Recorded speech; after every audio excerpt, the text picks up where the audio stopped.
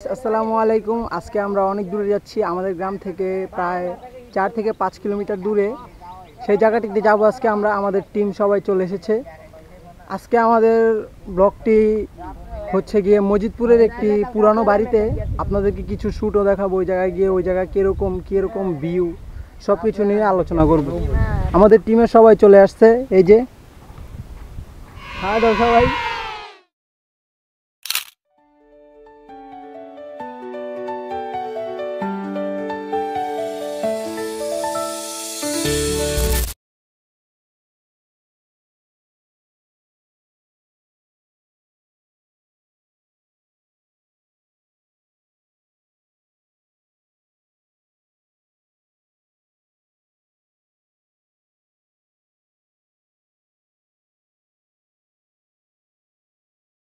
সেই ঐতিহাসিক পুরানো বাড়িতে আমরা যাচ্ছিলাম। আমরা মোটামুটি চলে আসছি বাড়ির ভিতর দিকে। আমাদের টিম এখন সবাই, এদিকে তো আর সাইকেল চালানো সম্ভব না, যার কারণে সবাই হাঁটা সাইকেল নিচ্ছিল। এই বাড়িগুলো প্রায় 150-200 বছর পুরনো। এই যে দেখতেছেন রাজকীয় আমলের এই বাড়িগুলো। পাশে আরও পুরাটা জায়গা মিলে এই দুইটা বাড়ি মনে হয় সম্ভবত।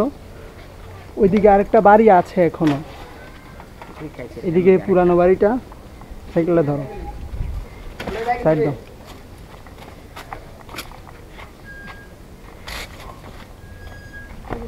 আমরা একটু ভিতরে তারপরে উপরে যাইয়া দেখব জায়গাগুলো কিরকম।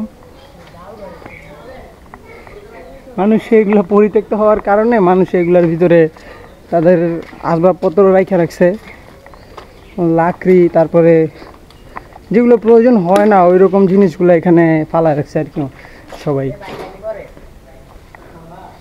এর ভিতরটা খুবই ঠান্ডা, অনেক ঠান্ডা ভিতরটা। বট গাছ হয়ে পুরো ভয়ঙ্কর একটা অবস্থা এই জায়গার ভিতরে। যে কেউ আসলে প্রথম এই জায়গা ভয় পাবে যদি একা একা আসে। এটার ভিতরের ভিউগুলা, এই যে রাজকীয় আমলের বাড়িঘর, তো সম্ভবত এগুলা যুদ্ধের পরে মনে হয় এগুলাতে আর মানুষ বসবাসের উপযুক্ত ছিল না। আমি এখন 2 তলার দিকে যাচ্ছি। এদিকে লাকড়ি পালা গেছে। বাপরে বাপ, সিঁড়ি খুবই উঁচা সিঁড়ি। জায়গাটা ভাঙ্গা ফেলাইছে, আর যাওয়ার মতন কোনো রাস্তা নেই। এই যে সিঁড়ি। আমাদের টিম মেম্বার সবাই নিচে, এখনো 3 জন নিচে আছে।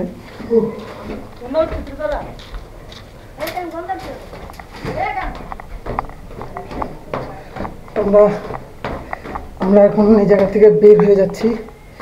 এই সাইডটাতে লাকড়ি ফেলা রাখছে, এই যে এই সাইডটা। তারপরে এই সাইডটা আছে। আসতে পারবো দিয়া।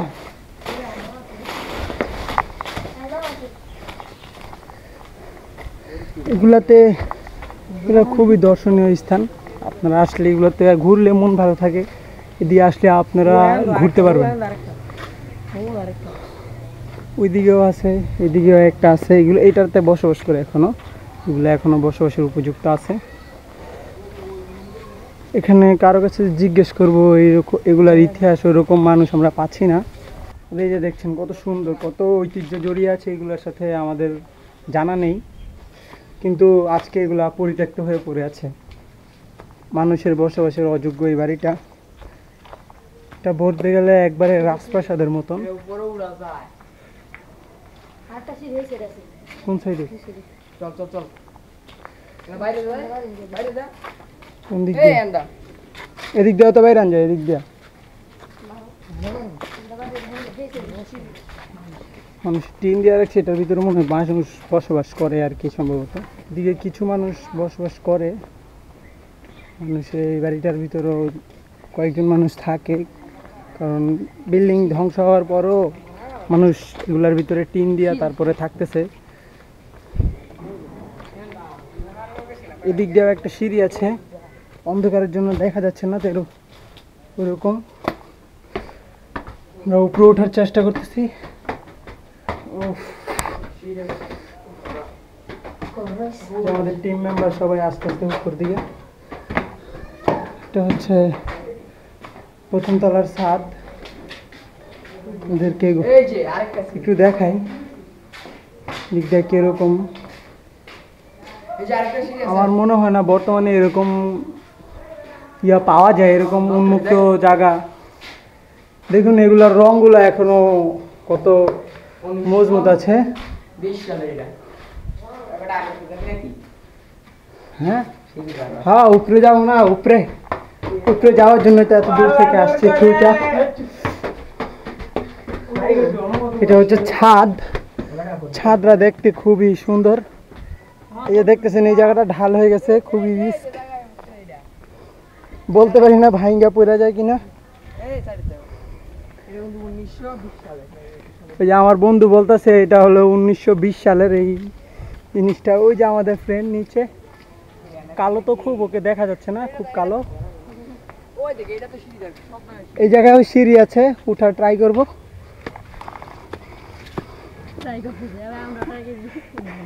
সবাই আসো উপরে।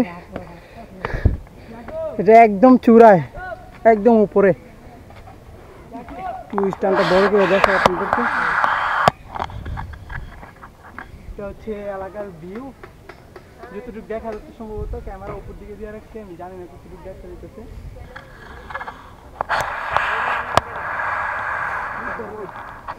অনেক রোদ এই জায়গাগুলোতে, নাইমা যাইতেছি। ওটা ওটা মাহিম ভাই দেখা যাইতেছে না। এই জায়গার ভিতরে একটা বেল গাছ আছে, ভাঙ্গা গেলে ডাইরেক্ট আল্লাহর কাছে যাবো। ও বাপ রে বাপ, ছাদের ভিউ খুবই রিক্স একটা জায়গায় আছি, পইরা গেলে শেষ। পরে গেলে ব্লগিং শেষ হয়ে যাবে। ঠিক আছে, সবাই আমাদের জন্য দোয়া করবেন, আল্লাহ তাআলা যেন আমাদেরকে সুস্থ রাখে। আমরা এখান থেকে নেমে যেতেছি, কারণ খুবই রোদ। এই যে এই জায়গায় আমার বন্ধু বলতেছে এই জায়গায় প্রদীপ রাখে, মোমবাতি প্রদীপ। ওই যে ওইদিকে আরেকটা সিঁড়ি আছে উপরে ওঠার জন্য। এই জায়গার ভিতরে আমি বয়ান দিতাম, আপনারা আসবেন প্রতি শুক্রবার। এই জায়গায় আপনাদের জন্য জলসা করবো আমি। আরে বাপ রে বাপ, ওই যে নিচে লোক, অনেক লোক আসতেছে, মানুষে প্রায় এখানে দেখতে আসে। আমাদের মাহিম নিচে, এদিক থেকে ক্ষেত দেখা যায়, নদী। এখন নদীর পাশে ক্ষেত আছে, ওই ক্ষেতগুলোতে এখন পানি চলে আসছে। যে আমাদের ফ্রেন্ড আস্তে আস্তে সবাই, আজকেও আমরা 6 জনই ট্যুরে আসছি। আপনারা যদি চান কুমিল্লার কেউ আমাদের সাথে জয়েন হবেন, তাহলে আমাদেরকে কমেন্ট বক্সে কমেন্ট করে আমাদেরকে নাম্বার দিয়ে রাখবেন, কল করব। যেদিকে যাই আপনার লোকেশনটা দিয়ে রাখবেন, আপনার বাড়ি কোন দিকে ওইটা বলে দিবেন। তাহলে আমরা আপনাকে, যদি আপনাদের এলাকার দিকে যাই, কোনো দর্শনীয় স্থান থাকে, তাহলে আপনাদের দিকে আমরা যে ব্লগ করতে আমাদের সুবিধা হবে। কারণ আমরা চাই কুমিল্লার প্রত্যেকটা স্থানে আমরা দেখি, ঘুরে ফিরি।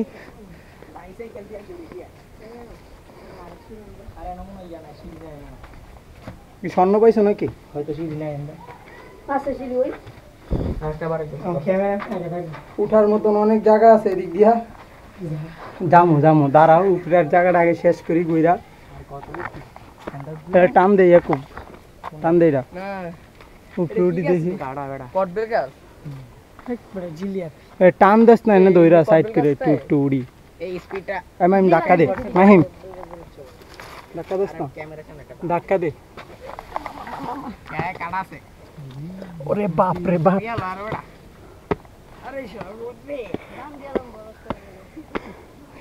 আমার দোস্ত বলতেছে জান দিয়ে দিবে ব্লক করার জন্য। ওই যে এরা উঠার চেষ্টা করতেছে এই জায়গাগুলো। তো এই যে এখানে একটা সিঁড়ি আছে, এখানে একটা আছে, আর এই জায়গা হচ্ছে সবাই নিচে। আপনারা দেখতেছেন আমি একদম একদম কিনারে আছি। যদি আমার মা দেখে ব্লগটা, তাহলে বলবে তুমি এত কিনারে যাচ্ছ কেন। আমার মা আমাকে পিটাও দিতে পারে, বলা যায় না, আত্মীয় স্বজন দেখলে। তুমি খারাপ কথা বলো কেন ব্লগের সামনে বলি? ওরে বাপ রে বাপ,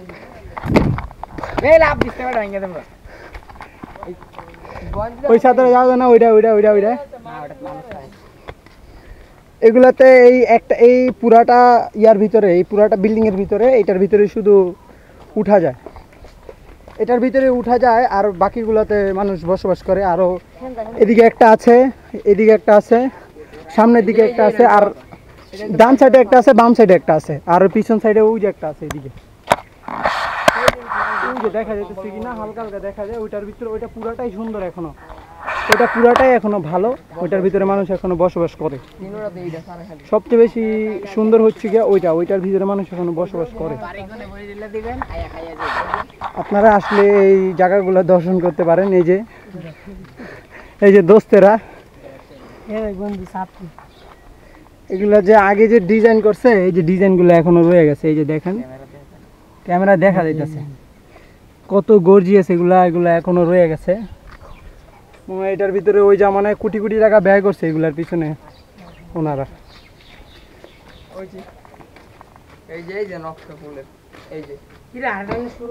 এটা মনে হয় একটা কেবিন আর কি, এটার ভিতরে একজন লোক মনে হয় ঘুমাতো। এই যে আমি রাজা ছিলাম না ওই সময় লেগা, এরকম এই নকশাগুলো এখনো বোঝা যাইতেছে। এটা 1920 সালের একটি প্রাচীর, গোলাপের নকশা ছিল হালকা। এই যে দেখুন গোলাপের নকশা, তারপরে যা কিছু আছে সব এখনো বোঝা যাইতেছে, হালকা হালকা ভাঙা গেছে, তারপরেও বোঝা যাইতেছে। ইটগুলো একদম 1 ইঞ্চি হবে না, 1 ইঞ্চি থেকে একটু কম হবে, এত ছোট ছোট ইট। এখনকার বিল্ডিং এর সাথে ওই 1920 সালের বিল্ডিং এর মনে করেন দিন রাত তফাৎ।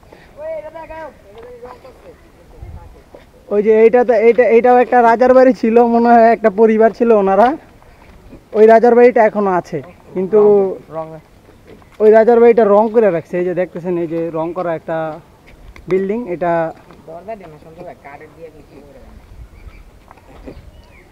কাঠের দিয়ে বানায়।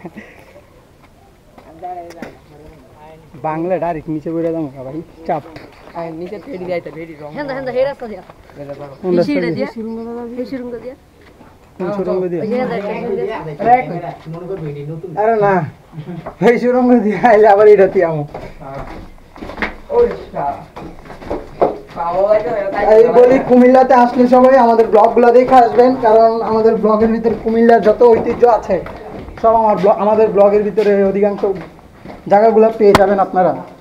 আর যদি কারো লোকেশনের দরকার পড়ে তাহলে আমাদের ডেসক্রিপশন বক্স চেক করে নেবেন, কারণ আমরা লোকেশনটা সঠিকভাবে জানি না, যার কারণে বলতেছি না। আমাদের ডেসক্রিপশন বক্স চেক করলে তাহলে আপনারা পেয়ে যাবেন লোকেশনটা, আমরা কোথা দিয়ে আসছি বা কোন জায়গা থেকে যাইতেছি, কি আসার বিষয় সব দিয়ে রাখবো।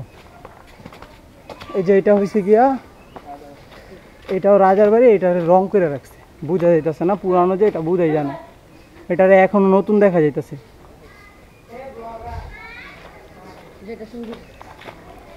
এই যে এটাও রাজার বাড়ির ছাদ থেকে দেখাছিলাম, এগুলোতে বসবাস করে মানুষ, যার কারণে ক্যামেরা ধরতে পারতেছি না, মানুষের প্রাইভেসি। ক্যামেরার সামনে কি বলো মাহিম।